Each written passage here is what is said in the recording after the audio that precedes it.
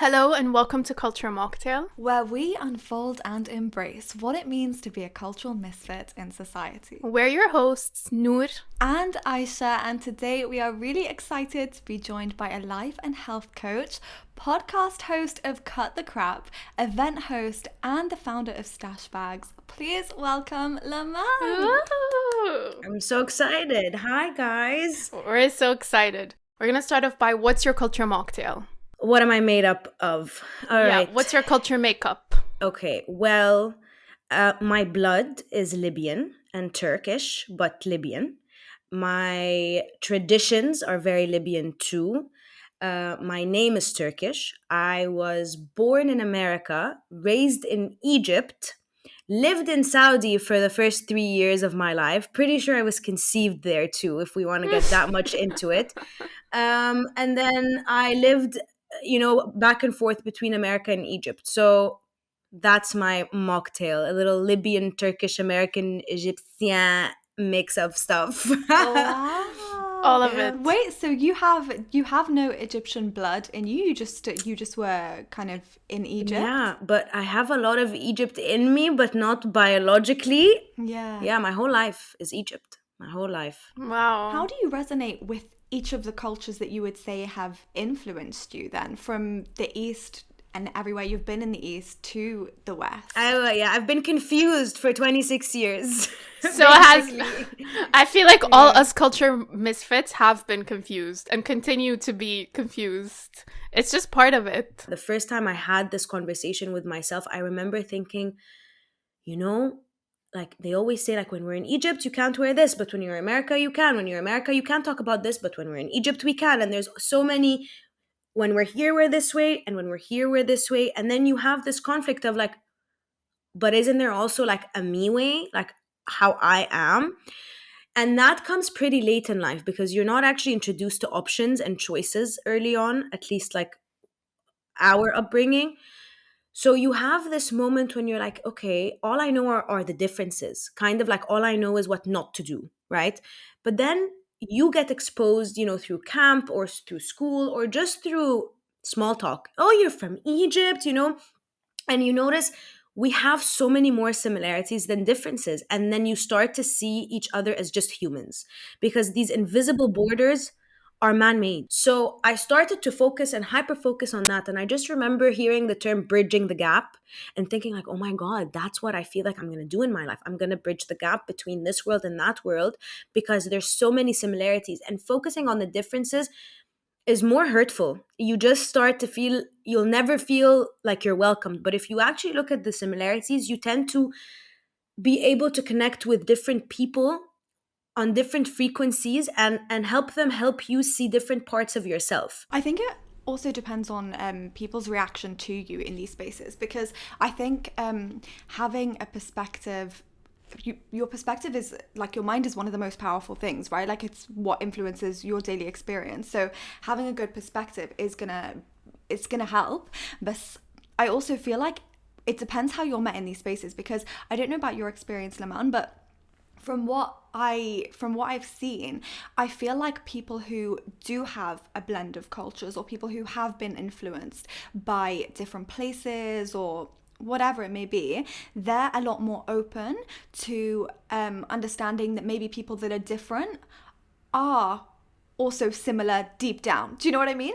Like that we are all human, and that everything is just about like this shared experience.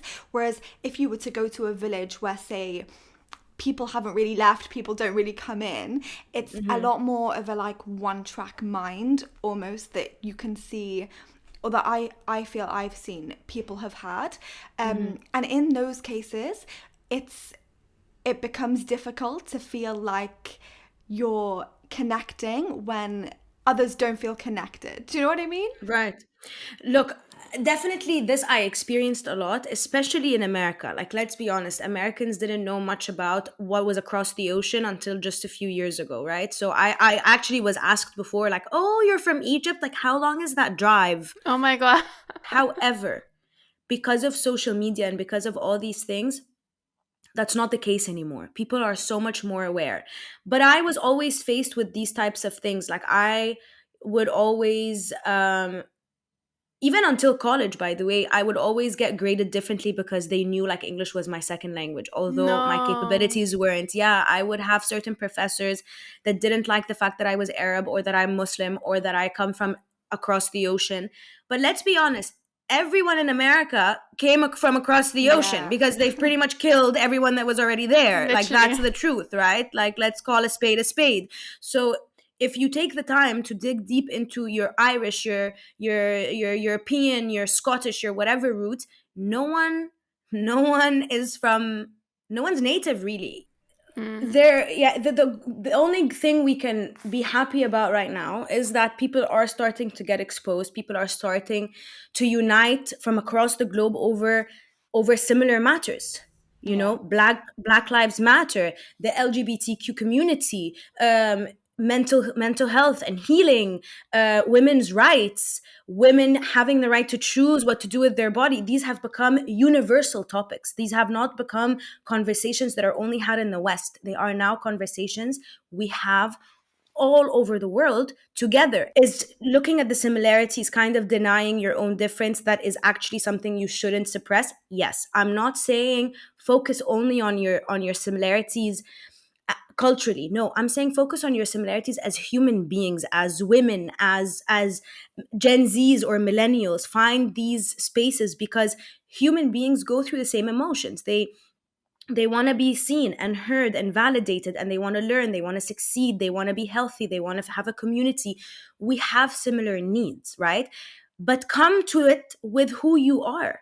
But you will never know who you are unless you learn about yourself, and by being exposed to things that are not like you and maybe a little bit like you. Like I said, it helps you see who you really are, you know. Even if we take it to like the basics of how do people know if they're short or tall, or if they enjoy something, or if they're loud, or if they're quiet, or if they're introverted or extrovert, it's through, because we're social beings, it's Yeah. through interacting with other people.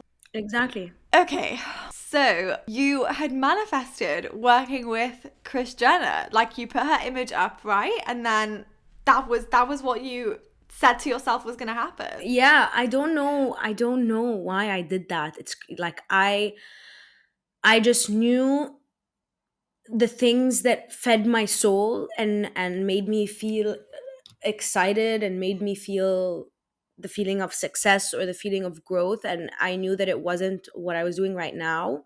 And I had put a picture up in my cubicle of three women that I wanted to meet, and not as like a fangirl, like book signing. No, I wanted to meet them on the basis of I will work with them, next to them, by them, something, right? And that was my very clear intention, and you know.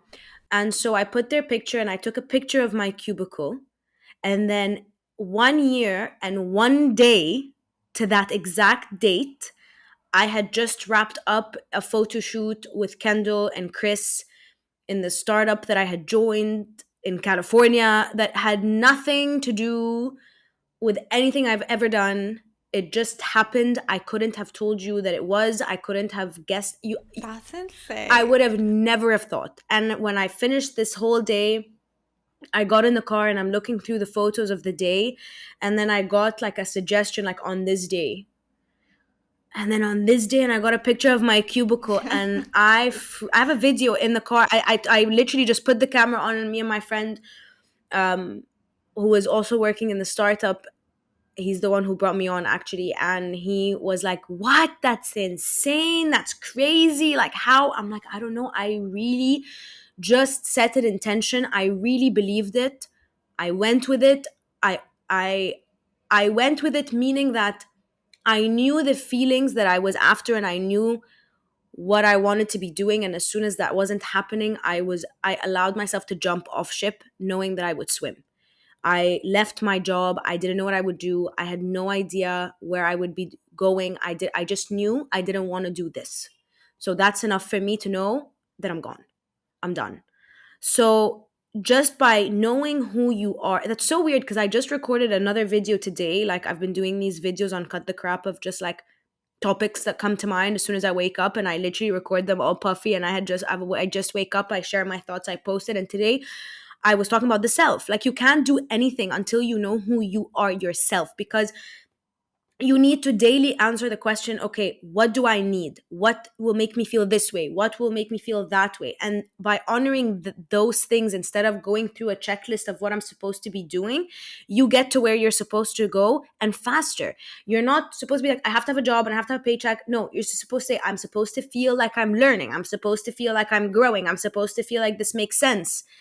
Not just checking boxes. So that's how you go from where you want, like from where you are to where you want and believe you should be, is every day making these choices based on yourself, not society or a checklist.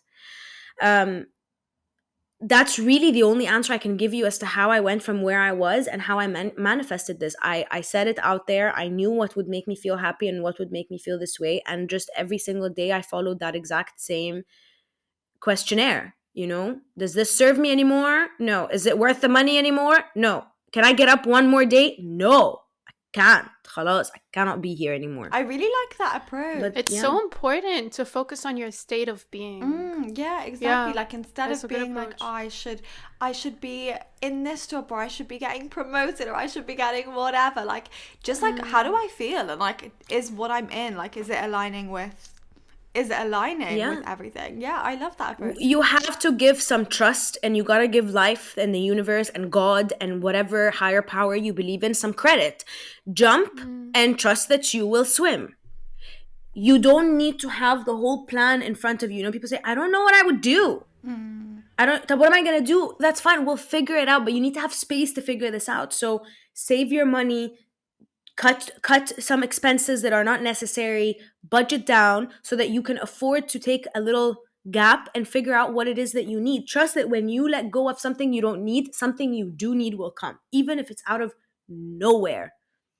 It always comes out of nowhere. ما فيش حل النهارده في حل بكره. And on that line, like, money is such a taboo topic in our society and in culture عموما, whether you're in the West or in the East. And obviously you were saying you were working a stable job, it's making you good money, and you're taking a risk.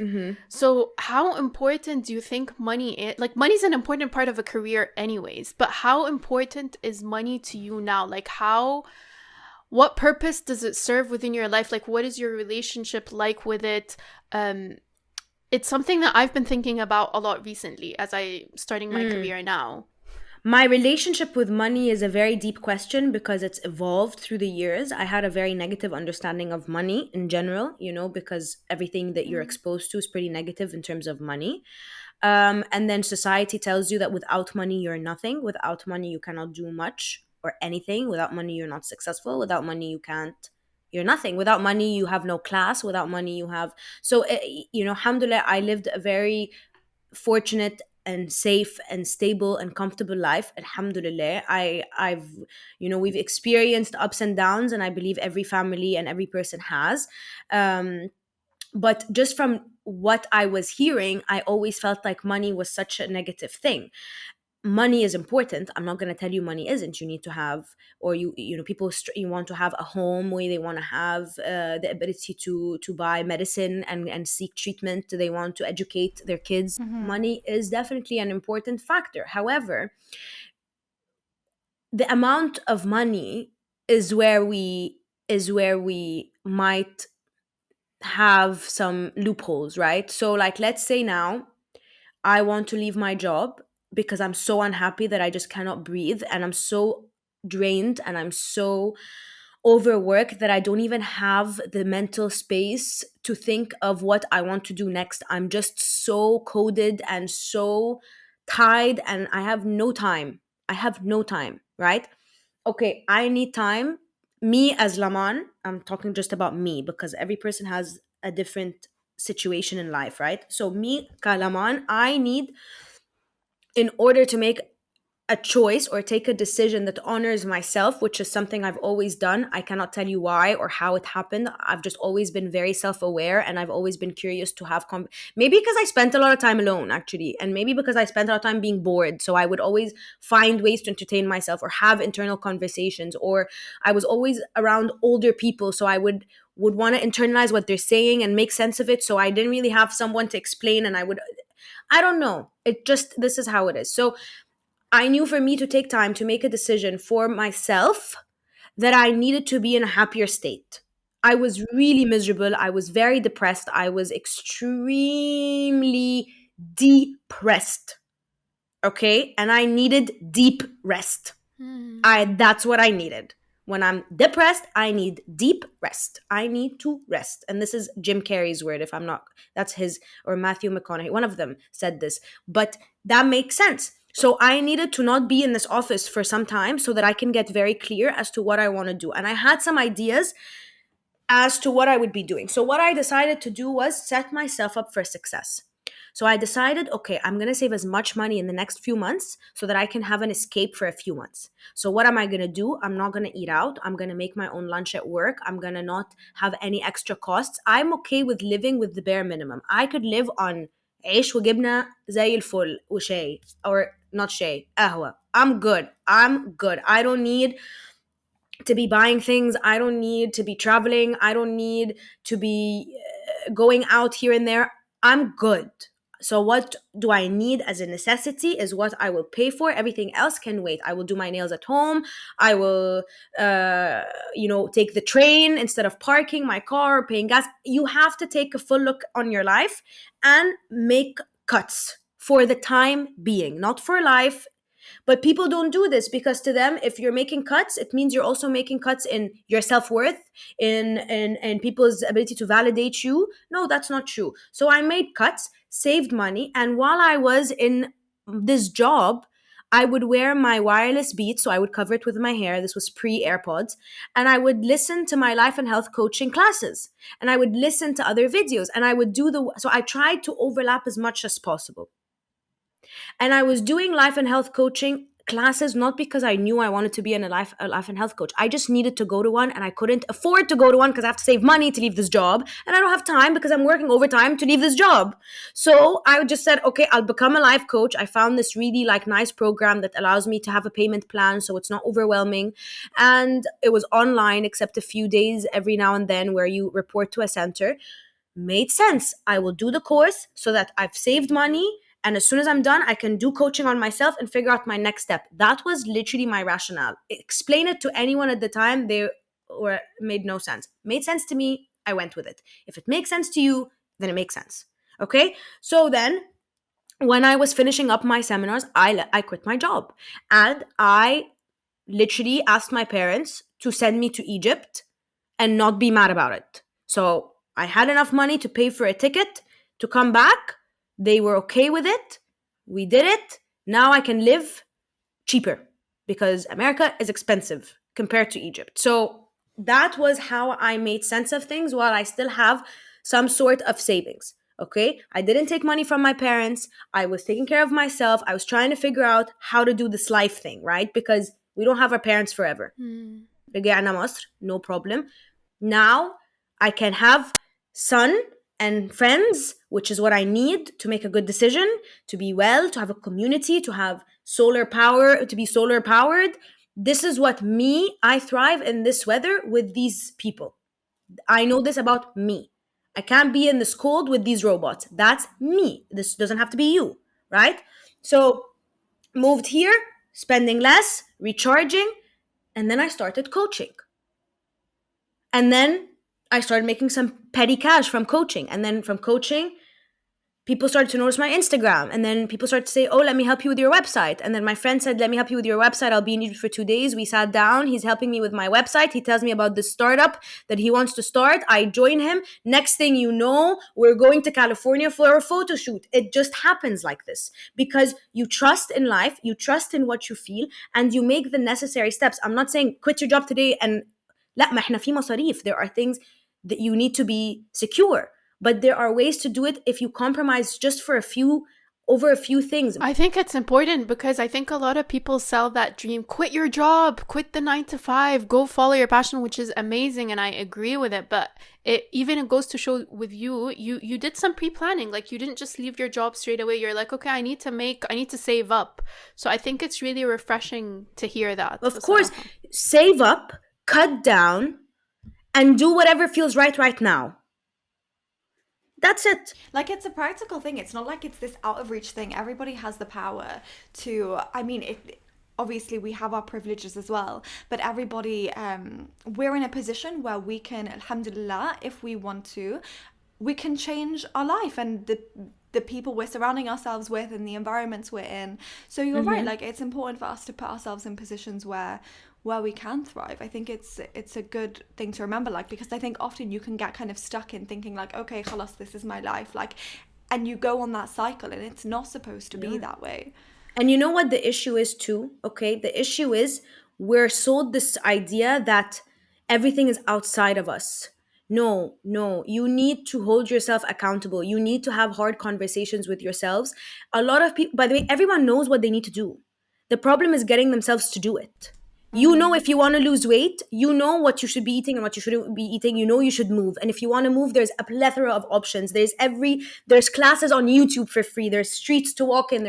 There's so many, but you don't get yourself to do it because you're paralyzing yourself. You know you can save money, but you don't want to give up Starbucks for the next 2 months. It adds up. I'm not saying you're gonna do it for a whole year, but if you save up on the tiniest little things, just for a limited time, it makes a difference. But people don't want to do that. They want everything without shaking up their world. Shake up your world, go upside down, get confused, make some cuts. Learn to do your own damn nails. Learn to do your own hair. Learn to put on makeup for yourself. Learn to buy it from, drugstores instead of everything from Sephora. Learn to go and buy your groceries from the local market. Learn to do things that will help you save, because I promise you, when you get married and you have a home, or even you just have your own home and you grow up and you're living a life, you're going to have to learn to cut down. So get very comfortable with this right now, because it will teach you to get your value from other things that aren't material things. Yeah. I own one designer bag. Everything else is just, I like it. It's local. It's whatever.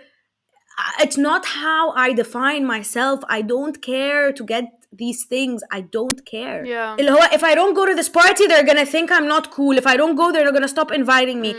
If that's the case, بجد بقى don't go. Because if that's how you're defining yourself, لا بجد بقى, these people, you don't need them. Exactly. And what vibrational level are they on? If like there's this judgment because you're not wearing a designer bag, like what is that about? You don't need to be surrounded by that energy in the first place. Yeah. And by the way, you think you're surrounded by people like this, but if you have the guts to speak up and say, "La fikra, I don't want to go have lunch for 1,000 Egyptian pounds. I'd rather put 1,000 pounds in my job or in my work, or use it to buy fabric for stash, or use it to pay for my production for one more day of podcasting." And you be honest, هتلاقي إنه everyone else actually has the same thoughts and reservations. We go back to the same point. We're all the same. But everyone's holding up this lie because everyone else is holding up this lie. One person lets go, خلاص, everyone else will start letting go. No one wants to hold on to this. It's just about efficiency and sufficiency. Yeah, بالضبط. One thing that we wanted to speak about with you is your podcast, obviously. Cut the crap, exactly. And on the topic of cut the crap, we wanted to ask you, what crap do you feel like, what is the biggest crap you feel like you've cut out of your life? Noise. Everybody's noise in my life. Everyone's opinion, everyone like thinking they have to mark their territory, society, culture, noise. Because when I found my own inner voice, I noticed how much of it was actually just noise. Even my own noise, by the way. You ever like have an idea and you're just like beating it to death in your mind? Yeah. Everything between what you know you need to do and why you're trying to convince yourself not to do it, that's noise.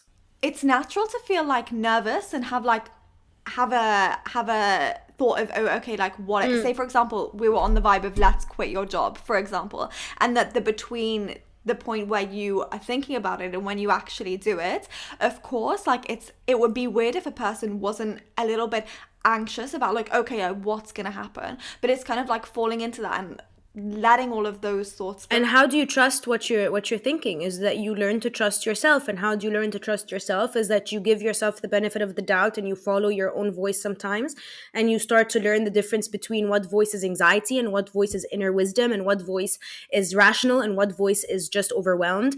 And it's trial and error, and then you will trust yourself, and then that way you will be very fine being in the present moment, because you're not too concerned about what's to come, because you know whatever it is that's to come, when it comes, you'll act accordingly because you trust yourself. You know what I mean? Yeah. So that's how it comes. You have to be willing to try. And what crap are you currently working on cutting out of your life? Really, like, not second guessing myself, in the sense that a lot of times, you know, you'll think something's wrong with you, right? Oh, I should want to go out more. I should want to do this. I should be where I should be, right? We're all guilty of this on different levels. So I think I'm on this level now where, like, truly, whenever I feel something, 100% of the time, I want to just trust it and go with it. So I'm much better than I used to be, but there's still that last bit, especially when it comes to like work and deals and stuff like this. If it doesn't feel right, it doesn't feel right. And that's all I have to do. I don't even need to dig deeper. So I'm trying to get to that point. Do you find it easy to do that? Do you find it easy to cut it out? Or is it an easier said than done thing for you? It's easy, but it's not simple, right? Like, it's easy to understand this is what I need to do, and it's easy to get into it, but I have to acknowledge that it's not going to be a simple process. It's a messy process, and that's okay. It just comes with practice. Like, I'm so much better than I was 6 months ago, or 3 months ago, or 3 years ago. Like, it's okay. It's just knowing that it's messy. It's messy.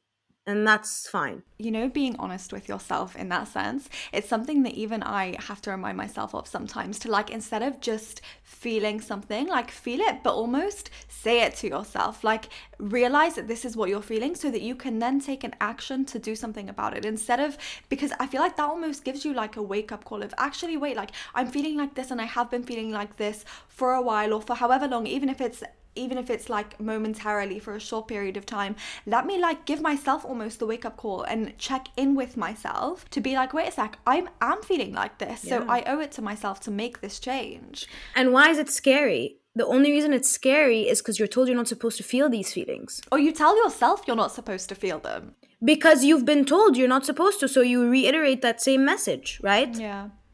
So if you're feeling it, it's meant to be felt. God doesn't make mistakes. Yeah, like not questioning the validity of them. Exactly. Or the need. You need to feel this. There's something to be gained from here. There's something to be taught. There's something to learn. This is a potential for growth now. So what we do is we say, no, I'm not supposed to feel this way. I'm not going to feel it. It's scary. I don't know. I'll get to it later. You miss the whole message. You miss the whole lesson. You miss the whole step. Yeah. But if you're told, if I tell you now, listen, any emotion you feel, you're meant to feel, you need to feel, you're not the only one that's feeling it. So dive and you'll be okay. You'll start to get invested in that feeling and it won't be as scary. Yeah, I agree. And you know, they say الصراحة راحة. I feel like that's so true. Like once خلاص, like you dive into it, it's a lot more liberating to be like, yeah, okay, like this is wrong or this is wrong, and to be able to then fix it. And do you know what? If you say out loud, this is wrong, and it stays that way, khalas, then you know that it's time to cut that out of your life. You know what I mean? Like, truth is going to liberate you. No matter what it is, like truth from others, truth from yourself. But see, people take the term truth in the statement as just not lying to people. But truth here means living in authenticity of how you are feeling you need to live. You know? Which is harder than actually not lying to people. It can be very, very difficult. Yeah, it's not about people. Anything that you're taught to do with people, before you do it with them, just do it with yourself first. Because that's really where the message is. Like, masalan, You know how people say, like, just go with the flow? Mm. Okay. What does this mean to you guys? I want to know, like, from you, what this means. Going with the flow for me is basically accepting the way that God has written the events in my life. So if something happened that's an obstacle, initially I'm like, this is an obstacle. Going with the flow for me means accepting it and seeing how I can make the best out of the situation. Okay. I would have a similar definition. I would say trusting that what is meant to be will be, what is yours will always be yours, what is not for you will never be for you, no matter how close you are to it.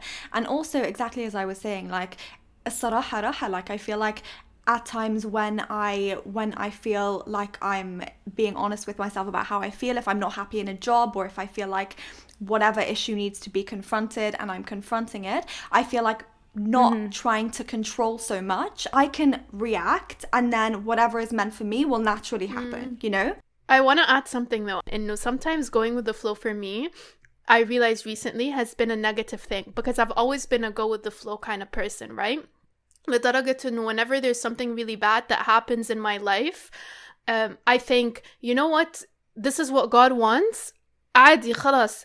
And it numbed me to a point where there was a time in the past 2 years, a lot of bad events would happen one after the other, to a point where I'm like, I'm just going with the flow. And it killed me a little bit, because I didn't give myself a chance to be like, I'm angry or whatever, because I'm a go with the flow kind of person, you know? So that's when it became toxic. Thank you so much for saying that. Yes. Okay. So while the points you guys made are true, and of course you need to trust the things that are happening in your life, the idea of going with the flow is so passive. It's said to followers. It's a speaker of, like, it's encouraging you to kind of be a follower, kind of like, you know, dead fish go with the flow type of thing, right? But that's not what's meant by the saying. The saying go with the flow, the term flow, everyone has a flow. It's their equilibrium, it's their balance, it's their chi, it's whatever you want to call it. It's what keeps you in your natural flow. It's what keeps you energized, charged, conscious, mindful, acting with intention. Everyone has their own flow. That when you go with your flow, things kind of just seem to be working out for you. Things are just happening. They're just easier. Opportunities are coming because you're in flow with your truth, with yourself. So when I come and tell you, listen, in this situation, just go with the flow, I'm saying go with your flow, not with the crowd's flow. Yeah. That's what it means. If I'm saying, طب هنعمل كذا ولا كذا, I don't know, we'll just go with the flow. You gotta go with your flow. What's honest and true to you. What's gonna benefit you. What you feel you need. That's what going with the flow means. It's not passive. It's actually very, very specific. You're not just passive. No, you're executing something intentionally. It's very intentional. It requires you to look in, to assess, and to go with what will maintain your flow, your authentic, honest flow. So if you're put in a situation and you're like, okay, I have to go with the flow, it means I have to go in this situation in the way that will best benefit me, that will make me sustain my own rhythm of life, my own authenticity, my balance, my being recharged. Go with the flow is not said to followers, it's for leading.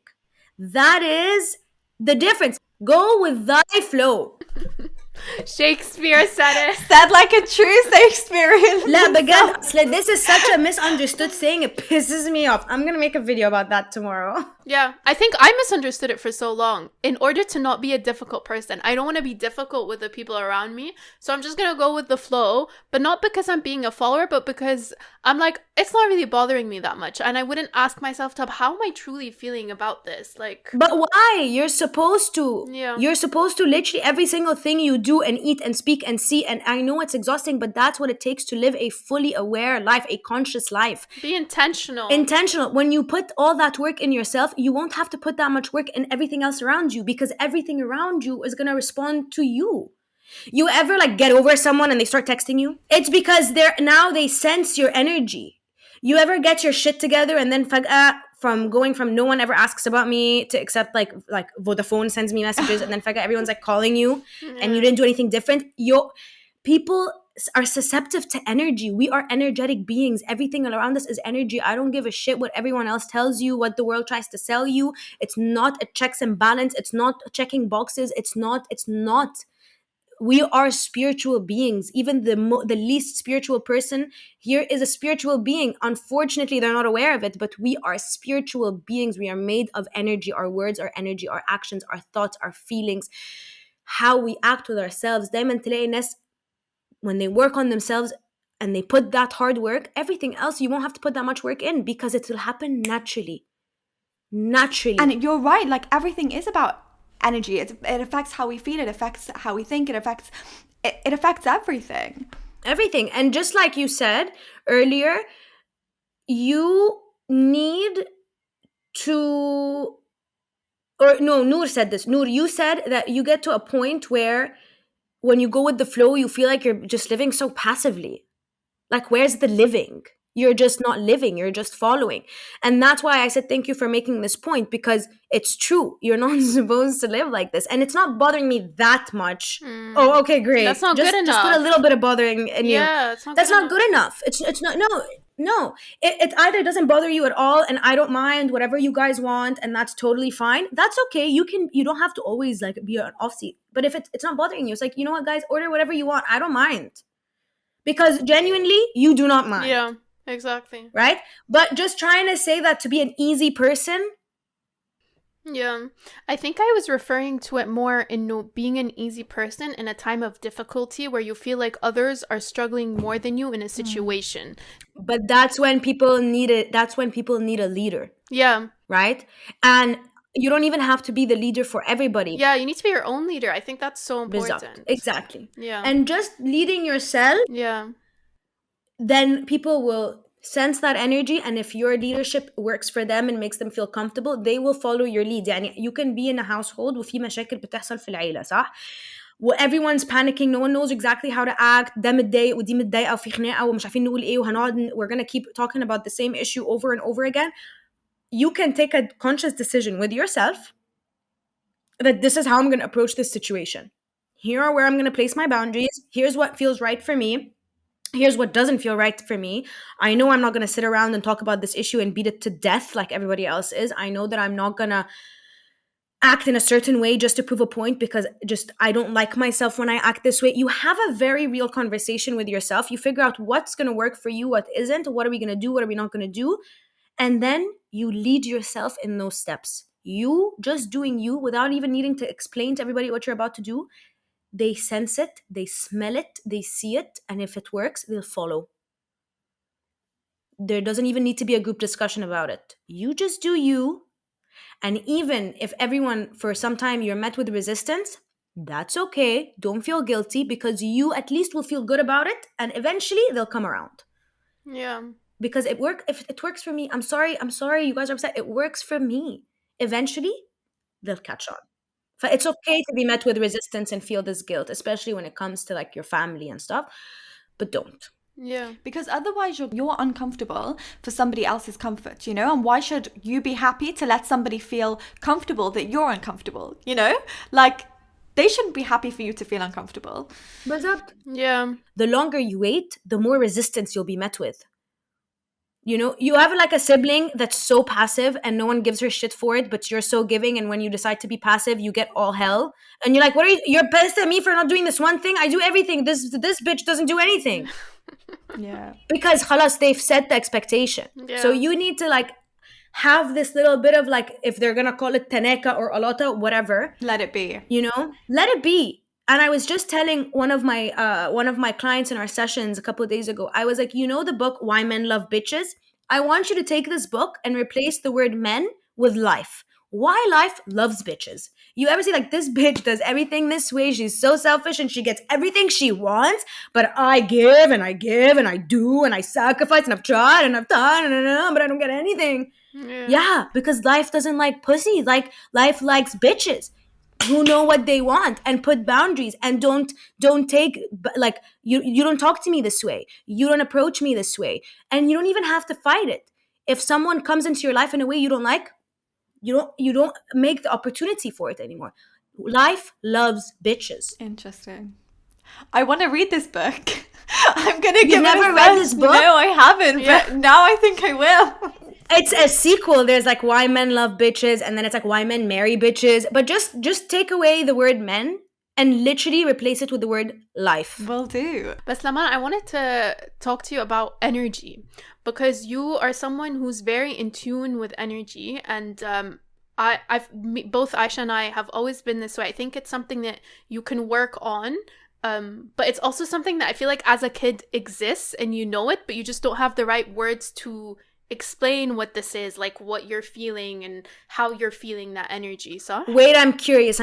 You said as a kid you really feel it. Can you tell me like what your experience as a kid was? like as a kid, your intuition, I feel like, can be quite high, but you just don't have the words to be like, that's the energy I'm feeling like right now. Like, for example, as a kid, I was such an introvert. I would love to sit by myself, play with my little world, play with my teddy bears for so long, because that was the energy that I'm feeling, but I don't have the words or the mental capacity to communicate that. My mom sometimes would be like, Tab, go play outside. I'm like, no, but I like this little word that I created. Like, I feel happy here. And that's the energy that you're feeling. And we feel that energy throughout our life. But, you know, the more that we grow, the more that we have the right vocabulary to communicate what this is, to understand it further, it becomes more of like a nuance in that sense. Huh?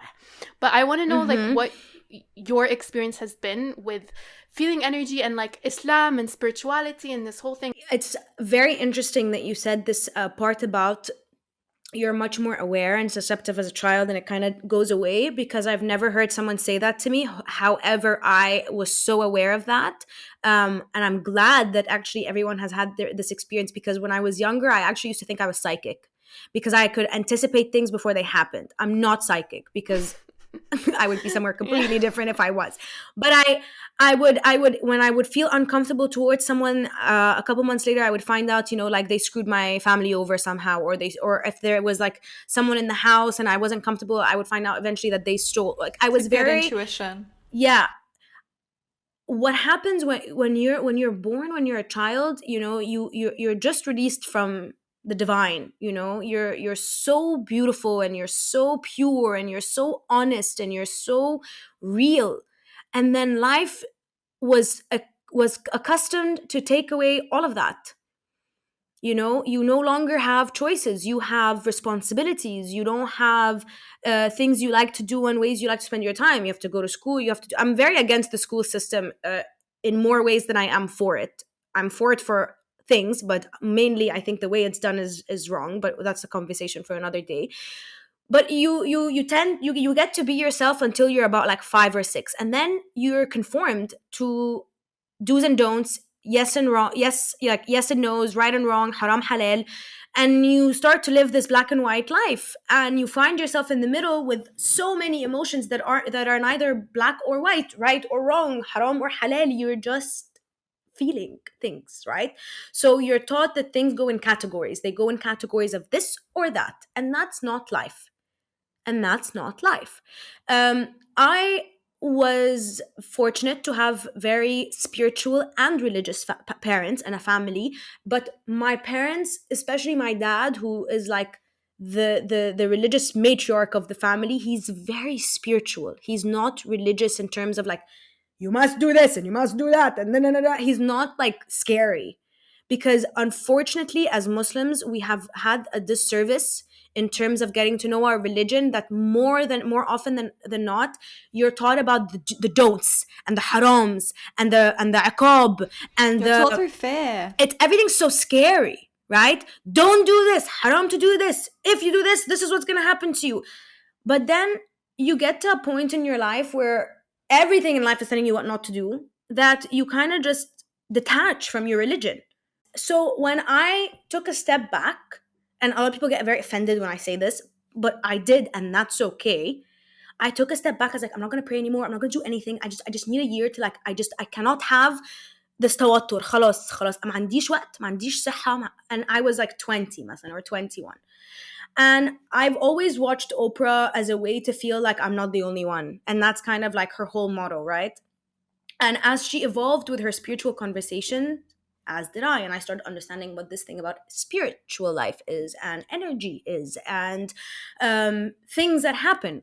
And I remember hearing this one story that really did it for me. This guy who was a sheriff and he lived in like Texas, and he was shot, and he, they were resuscitating him for 9 minutes, where like usually they'd resuscitate people for only 3 minutes, but he was known for and then he came back to life. He was like the longest person to die and come back at the time. And she was like, I need to know what that was like for you. Like, did you see God? Did you see light? Did you see Jesus? Like, what happened? And he was like, honestly, Oprah, I just saw every single thing I've ever done to anyone play out in front of me. And I got a first row experience into feeling everything that I've made other people feel. He's like, and I felt everything that I've ever done to anyone, both physically, mentally, and emotionally being done to me, Oprah. And I was in hell because I used to beat my wife, and I used to cheat on her, and I used to do this at work, and I used to do this to people, and I used to do this to the teller, and I used to do this. And every time I've made the teller feel shame and my wife feel fear or devalued or ugly or I would punch her, I would do this, I felt it and I was in hell. So I learned to live from a place of love. And I learned that everything you do is done to you, and that is hell. فلازم we live from a place of intention and love. And I wonder where that says that. I wonder where we're told in الأعمال بالنيات وإن الرحمة والمحبة. Right? Yeah. طب ما احنا فعلا كده. طب ما احنا we're taught this in our religion. And then I realized that I was only ever taught what I shouldn't do. But if I really focus on what our religion tells us to do and why, it's such a spiritual religion. It is so pure. Even the way you pray, there are so many movements in prayer that are just like yoga. The way we do wudu and we prepare before we pray, that's how they cleanse their energy for after Reiki sessions. Because every place, like inti mfut tatwadi, you're supposed to get your arm all the way above your elbow. Like that's like they make it a point. You have to pass the elbow because these are energy portals. Very specific. This is an energy portal behind your ear, your head, your mouth, your inside your nose, the soles of your feet. Those are energy portals. 5 times a day, we're told to stop and cleanse from whatever argument we just had or discussion or sin, and we wipe ourselves from all these sins energetically. And we breathe and we move and we recite mantras, aka Quran sayings. Bismillah ar-Rahman ar-Rahim. Ar-Rahman ar-Rahim. ربنا بيرحم. بس احنا هنا قاعدين we're just punishing each other. So when you focus on what religion tells you to do and why, النظافة من الإيمان, purity, cleansingness, like we're supposed to be honest and clean and pure. الصدقة, الكلمة الحلوة صدقة, reciting positive sayings. السلام عليكم, you're acknowledging people, I see you. Yeah. I really wish that religion was taught from this lens, because it makes it so much more. It makes it a religion of love, which is what it's supposed to be, and it makes people more motivated, to like learn about it and live life in this way where they feel at one with themselves, and like they feel good. Like, we're not supposed to be taught these things out of fear. Like, religion is a way to live your life, and we're taught that if we don't do certain things, like, it's fear-based, and it's so harmful, because so many people who I feel like would have walked away from their religion because of this fear-based learning are missing out on such a beautiful experience that they could have if it was just taught from the lens of peace, which is what it's supposed to be taught from. Yeah, Islam, salam. Like, مثلا, even in our language, by the way, like, مثلا, let's take the term خلي بالك من نفسك. If I tell you يلا باي خلي بالك من نفسك, right? To anyone that speaks Arabic now, I'll take you into a little lesson, okay?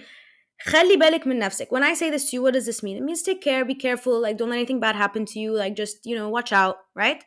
But what do the words actually mean? خلي بالك, your mind, من, a part of, نفسك, your spirit. خلي, let, بالك, your mind, من, part of, نفسك, your soul.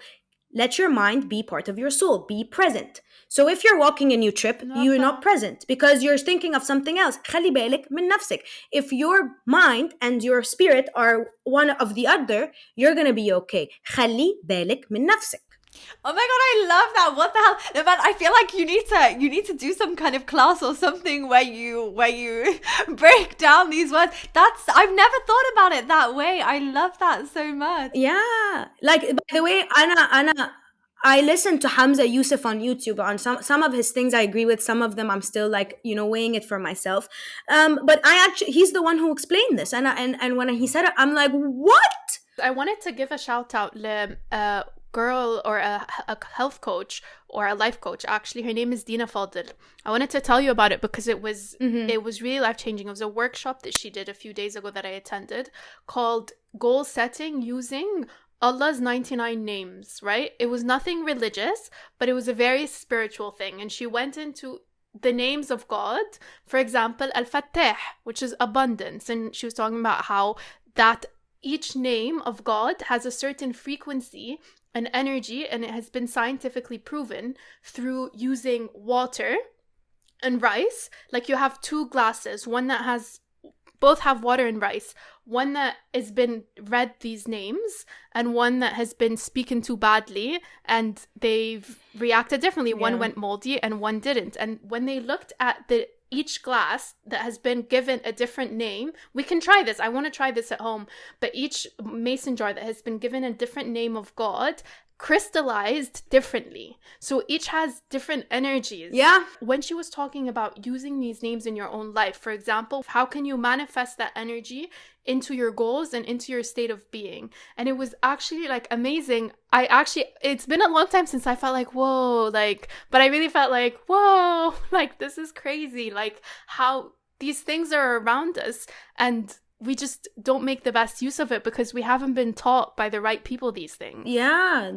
You're taught to be desensitized, though. You don't question it, you don't look too much into it, you're just desensitized. انتي صلي وصومي ودي زكاة واسكتي خالص don't do anything wrong and just that's it. You'll be good. But Noor, you didn't say the point. Noor was about the 70%. Yeah. Say the 70% point. Because she was saying about water. We're 70% water, right? If we're 70% water and this water and rice was this reactive to energy, oh my God, how crazy that when the things that we think and the energy in our mind and the energy that we receive, obviously it's gonna affect you. If we're that much water is inside of us. It was just mind-blowing to me بصراحة. بالضبط. Oh no. By the way, bravo, props to her. Bravo. There's actually a book that I read last year اسمه لا تخاف ولا تحزنوا, and it tells you why you shouldn't have fear or be upset about circumstances in life based on the 99 names of Allah and how there are how that cracks why you should never be afraid or upset because of what happens. And he actually goes into a lot of details as to all the different types of things that could happen. It's very relatable. And he gets a situation from all different angles. So there's really he really puts the argument pretty well. You can't say, but what if? So lovely what she did. It's true. Words are spells. I always say this. Words are spells. Words are spells. Spells are made up of words. Words are spells. What you say to yourself is so important. It's so important. So important because we are energy. We are water. We are susceptible.